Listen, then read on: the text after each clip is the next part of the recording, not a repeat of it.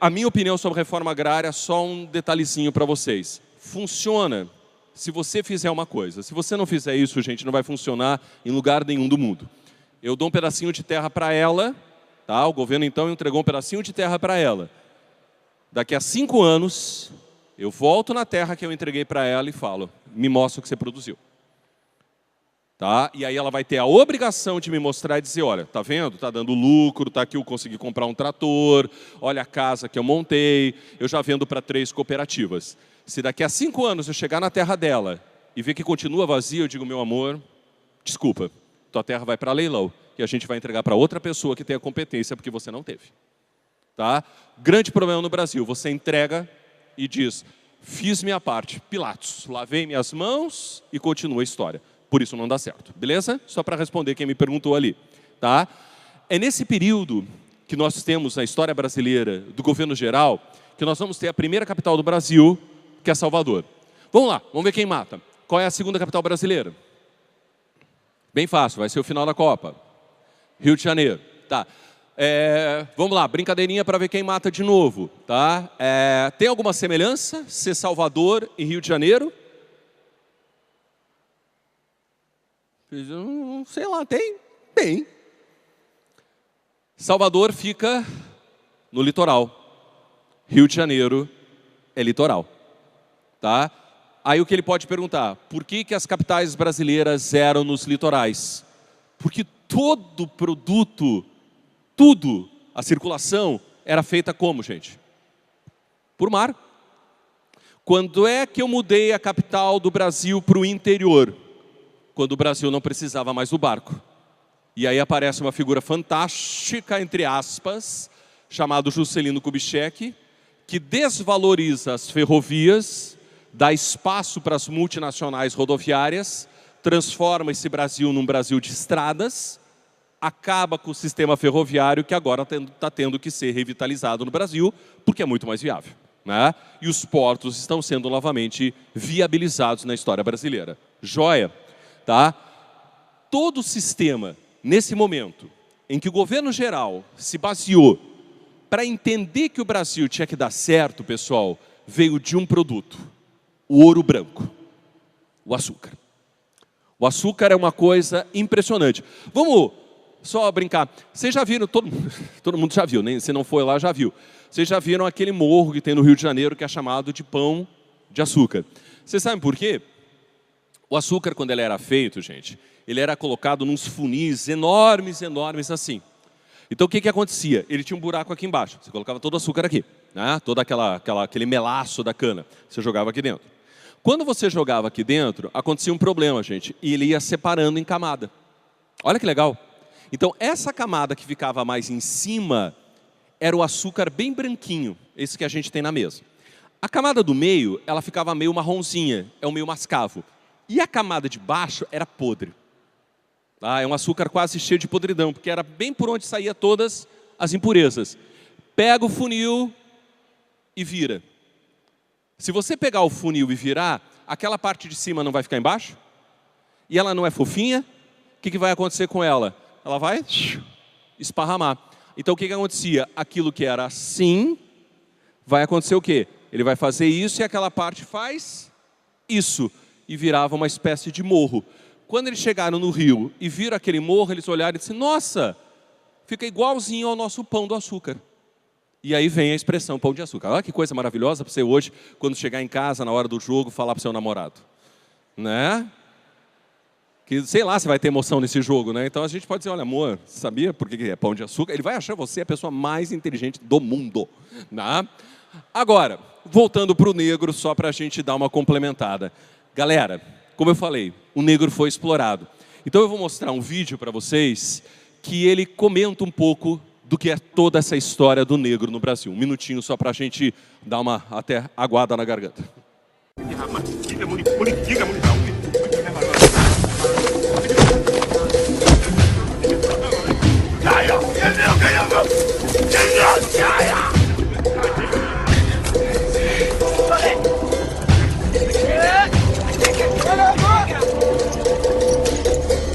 Estamos em pleno mar. Doido no espaço, brinco no ar, dourada borboleta. e as vagas após ele correm, cansam, como turba de infantes inquieta. Estamos em pleno mar. Dois infinitos ali se estreitam num abraço insano. Azuis, dourados, plácidos, sublimes. Qual dos dois é o céu? Qual o oceano? Estamos em pleno mar. Abrindo as velas ao quente arfar das virações marinhas, veleiro brigue corre a flor dos mares, como roçam na vaga as andorinhas. De onde vem? Onde vai? Das naus errantes, quem sabe o rumo, se é tão grande o espaço. Neste Saara, os corcéis o pó levantam, galopam, voam, mas não deixam traço. Por que foges assim, barco ligeiro? Por que foges do pávido poeta? Oh, quem me dera acompanhar-te a esteira que semelha no mar doido cometa. Albatroz, albatroz, águia do oceano, tu que dormes das nuvens entre as gazas, sacode as penas leviatando o espaço. Albatroz, albatroz, dá-me estas asas. Desce do espaço imenso, ó águia do oceano. Desce mais, ainda mais. Não pode olhar humano como o teu mergulhar no brigue voador. Mas que vejo eu ali? Que quadro de amarguras! É canto funeral? Que tétricas figuras! Que cena infame, vil! Meu Deus, que horror! Era um sonho dantesco, tombadilho, que das luzernas a vermelho brilho, em sangue a se banhar. Tinir de ferros, estalar de açoite, legiões de homens negros como a noite, horrendos a dançar. Negras mulheres suspendendo as tetas, magras crianças, cujas bocas pretas regam o sangue das mães. Outras moças, mas nuas e espantadas, no turbilhão de espectros arrastadas em ânsia e mágoa vãs. Enrice a orquestra irônica, estridente, e da ronda fantástica a serpente faz doidas espirais. Se o velho arqueja, se no chão resvala, ouvem-se gritos, o chicote estala e voam mais e mais. Presa nos elos de uma só cadeia, a multidão faminta cambaleia e chora e dança ali. Um de raiva delira, outro enlouquece, outro que de martírios embrutece, cantando geme e ri. No entanto, o capitão manda a manobra e, após, fitando o céu que se desdobra tão puro sobre o mar, diz do fumo entre os densos nevoeiros: vibrai rijo, chicote, marinheiros, fazei-os mais dançar. E ri-se a orquestra irônica estridente, e da ronda fantástica a serpente faz doidas espirais, qual num sonho dantesco as sombras voam, gritos, ais, maldições, preces ressoam, e ri-se Satanás. Senhor Deus dos desgraçados, dizei-me vós, Senhor Deus, se é loucura, se é verdade tanto horror perante os céus. Ó mar, por que não apagas com a esponja de tuas vagas de teu manto esse borrão? Astros, noite, tempestades, rolai das imensidades, varrei os mares tufão.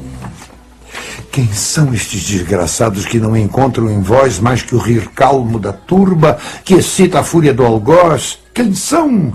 Se a estrela se cala, se a vaga à pressa resvala como um cúmplice fugaz perante a noite confusa, dize-o tu, severa musa, musa libérrima audaz. São os filhos do deserto onde a terra esposa a luz, onde vive em campo aberto a tribo dos homens nus. São os guerreiros ousados que com os tigres mosqueados combatem na solidão. Ontem simples, fortes, bravos. Hoje míseros escravos, sem luz, sem ar, sem razão. Ontem a serra aliou a guerra, a caça ao leão, o sono dormido à toa sob as tendas da amplidão. Hoje o porão negro, fundo, infecto, apertado, imundo, tendo a peste por jaguar. E o sono sempre cortado pelo arranco de um finado e o baque de um corpo ao mar.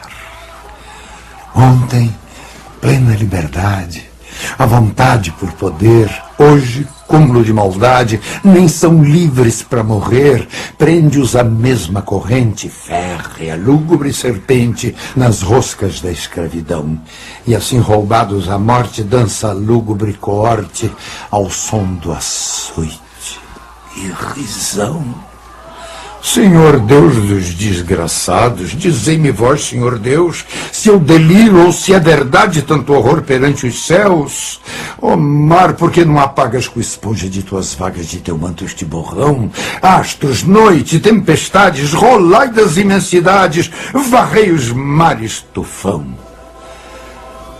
Existe um povo que a bandeira empresta para cobrir tanta infâmia e cobardia e deixa transformar-se nessa festa em manto impuro de bacante fria.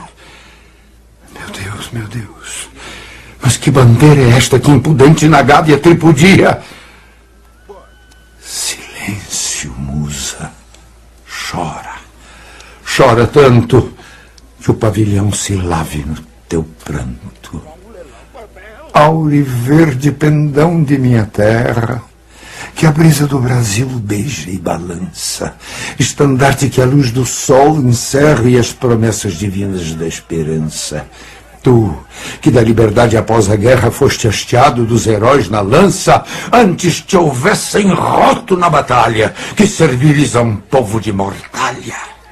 Fatalidade atroz que a mente esmaga, extingue na história o brigue imundo, o trilho que Colombo abriu na vaga, como um íris no pélago profundo. Mas a infâmia é demais. Da etérea plaga, levantai-vos, heróis do novo mundo. Andrada, arranca esse pendão dos ares. Colombo, fecha a porta dos teus mares.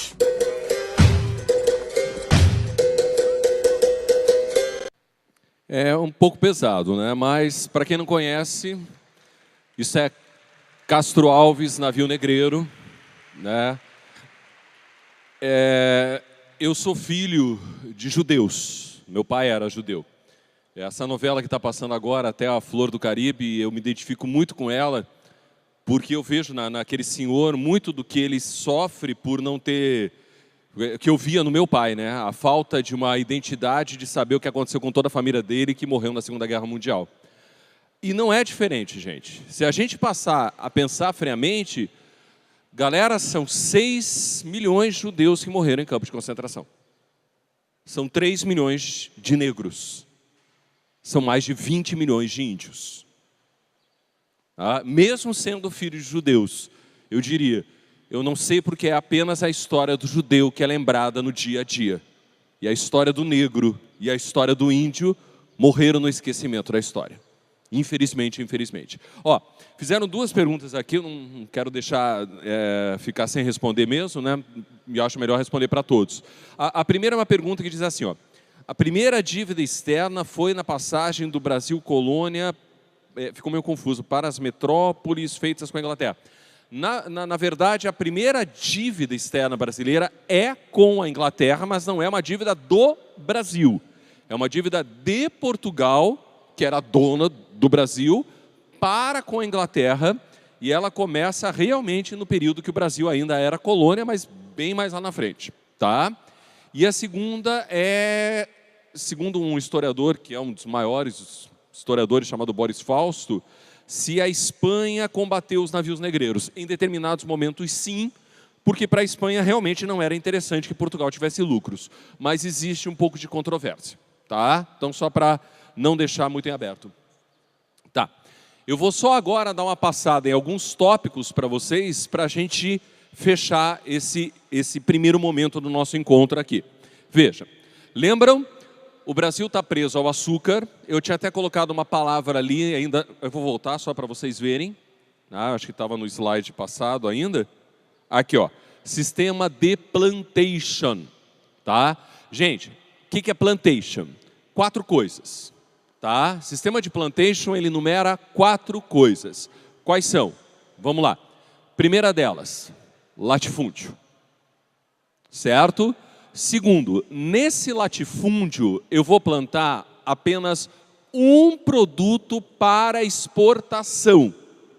esse produto, então, no caso, seria o açúcar. Então, latifúndio, um produto só para exportação, monocultura.